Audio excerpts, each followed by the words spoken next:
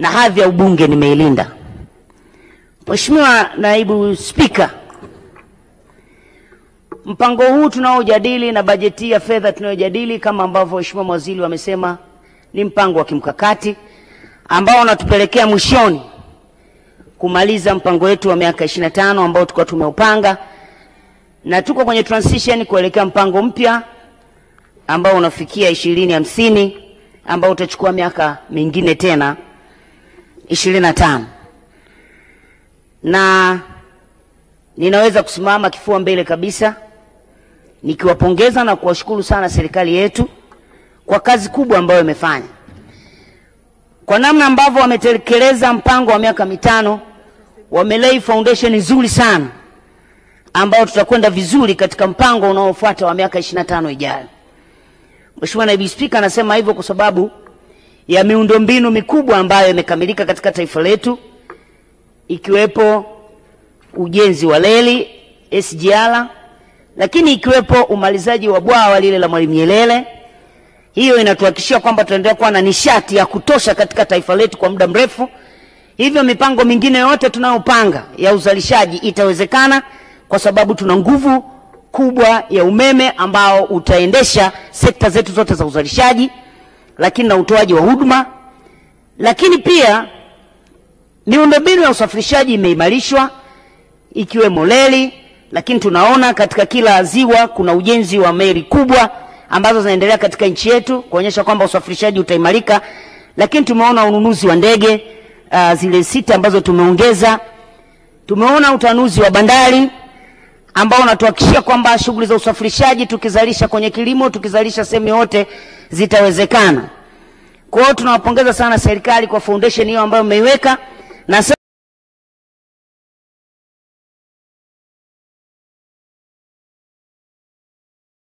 sasa tunaamini kweli mpango huu wa miaka 25 utawezekana kwa sababu tayari foundation kubwa imejengwa.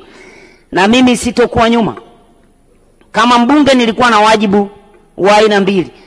Kwanza, kuwatetea wananchi wangu, mabosi wangu wazito sana, wananchi wa jimbo la Iringa mjini, lakini bila kuwasahau wajumbe wazito walionichagua kwa kura ya maoni, wajumbe wanaotokana na Chama cha Mapinduzi. Hilo lilikuwa ni jukumu langu la kwanza, yale ambayo chama kimenituma kupitia ilani ya CCM kutekeleza katika bunge hili. Lakini pia ninapokuwepo hapa bungeni, ni bunge la kitaifa, kuangalia mambo yote yanayohusu taifa letu. Kwenye habari ya ubunge, wananchi wangu wa Iringa wao ni mashahidi. Nimepita kila kata, nimewaeleza kwa kufafanua kila kilichofanyika kata kwa kata. Lakini yapo mambo makubwa yaliyofanyika ambayo sisi kama Iringa hatujaachwa, tumeunganishwa na taifa hili. Kwa sisi pia kutanuliwa uwanja wa ndege mkubwa. Sasa hivi Iringa ndege zinatua mara 3 kwa wiki, ATCL na ndege nyingine kubwa. Wananchi wa Iringa wanaenjoy. Tulikuwa tukienda Dar es Salaam kwa milioni 1, sasa tunaenda kwa 199 tu, baada ya kutanua uwanja wetu wa Nduli kwa zaidi ya bilioni 60. Lakini Iringa imeunganishwa kwa miundombinu ya barabara. Sisi kama watu wa Iringa tunawashukuru sana. Ipo barabara yetu ya Ruaha National Park ambayo ni kilomita 104 inayoenda kujengwa kwa zaidi ya bilioni 140, na barabara ile inaanzia Iringa mjini mpaka geti la Ruaha kule Ruaha National Park. Tunashukuru sana. Tumeletewa Iringa bypass itakayojengwa kwa kilomita 40 na ujenzi wake umeanza. Tunawashukuru sana serikali kwa kutuunganisha Iringa na kufanya Iringa kuwa kituo cha utalii, kwa maana kutuwekea miundombinu ya usafirishaji wa anga, miundombinu ya barabara, lakini pia kutujengea kituo cha utalii kusini pale Kesa Kilolo. Ni kutuunganisha Iringa na Tanzania na dunia, lakini kuongeza na kuchachamua uchumi wa wananchi wetu wa Iringa. Tunawapongeza sana. Yamefanyika mengi kwenye elimu. Tumejenga zaidi ya shule 5, tumekarabati shule zetu Kongwe, Iringa Girls na Lugalo kwa zaidi ya bilioni 1 na milioni 400. Lakini tumejengewa shule za milioni 630 karibu 5. Tumeimarishiwa chuo chetu cha Mkwawa, chuo kikuu, ambacho tumejengewa lami kwa kilomita 3.5. Lakini tumeletewa zaidi ya bilioni 14 kwa ajili ya mabweni pale na kujenga lecture rooms. Tunashukuru kwa ajili ya mikopo ya wanafunzi wa elimu ya juu katika chuo chetu cha Roman Catholic Luke, lakini tunashukuru kwa ajili ya mikopo ya elimu ya juu kwa ajili ya chuo chetu cha KKT ambacho kinaitwa Tumaini University, lakini ni University of Iringa. Tunawashukuru sana. Lakini tumefanyiwa mambo mengi kwenye elimu ya msingi kwa kuletewa shule za mpya zaidi ya 5. Maji Iringa ni 97.8%. Umeme Iringa ni zaidi ya 95%. Mamlaka ya maji ya Iringa ndio mamlaka bora ya pili Afrika kwa kufanya kazi vizuri.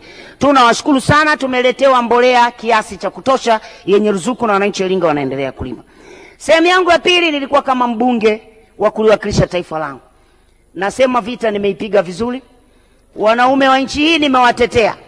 Nimesimama nimewasemea umuhimu wa kujenga usawa na kuangalia jinsia zote mbili.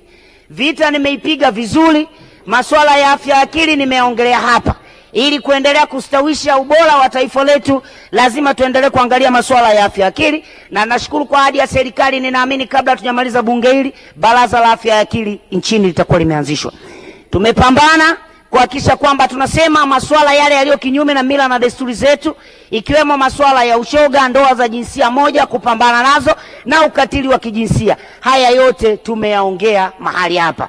Lakini zaidi sana tumepata fursa ya kutoa mchango wetu kwa serikali yetu ambayo ni sikivu na imetusikia.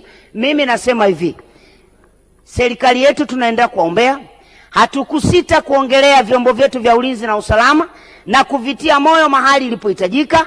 Tuliwatia moyo kwamba hatuko tayari kuona nchi yetu inaathiriwa kwa namna yoyote ile, kuhakikisha kwamba tunavuruga amani na utulivu.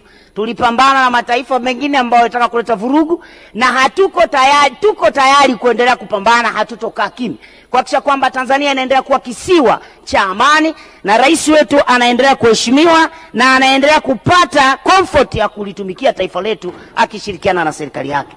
Mheshimiwa Naibu Spika, hayo tutaendelea kufanya. Na mimi sasa niwaombe serikali, mifugo.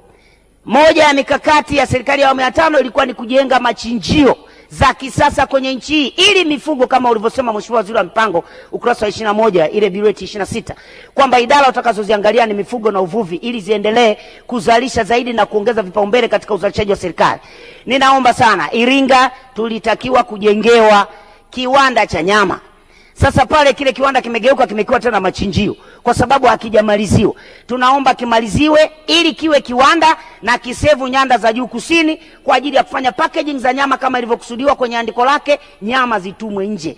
Lakini kituo cha utalii Kiesa Kilolo nacho kikamilike ili connection iwe nzuri. Ndege zipo, barabara inajengwa, lakini kituo bado hakijakamilika cha utalii Kiesa Kilolo. Watalii wanashuka pale na ndege, hawajui wapi wapate information za utalii nyanda za juu kusini. Tunaomba kile kituo kikamilike ili connection iwe vizuri, na hii sekta ya utalii kwa kuwa pia inaongeza sana kwenye pato la taifa, hasa kwenye fedha za kigeni. Nyanda za juu kusini tuwe ni sehemu ya kuchangia utalii wa taifa hili na kuingizia taifa letu fedha za kigeni za kutosha. Ndugu zangu, baada ya kusema maneno haya, nawashukuru sana na ninaunga mkono hoja. Ninawaomba wananchi wangu wa Iringa, naamini mmeniona na hamtaniacha. Naomba sana wajumbe muendelee kunikumbuka, bado nipo na mambo mengine bado hapo. Ninaamini kabisa Mwenyezi Mungu atakusudia. Nina kasi zaidi ya nilivyokuwa mwanzo. Asante sana.